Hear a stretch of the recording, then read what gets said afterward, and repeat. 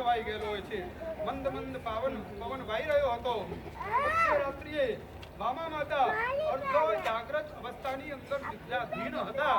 14 સપના જોયા છે અને એ વખતે દિશાઓ રાહ હતી, દિગ્દાહથી રહિત હતી અને પક્ષીઓ પર મધુર કલરવ કરી રહ્યા હતા। મંદ મંદ પવન વાઈ રહ્યો હતો। ચારે બાજુ ક્યાંય આક્રમણ નહોતું, ક્યાંય રુદન નહોતું, ક્યાંય દુઃખ નહોતું, ક્યાંય ત્રાસ નહોતું, ક્યાંય ઝઘડા નહોતા। બધાય લોકો આનંદિત હતા। પૃથ્વીની અંદર મધ્યરાત્રિએ મામા માતાએ નિરોગીવાન, આરોગ્યવાન એવા આરોગ્ય પુત્ર રત્નને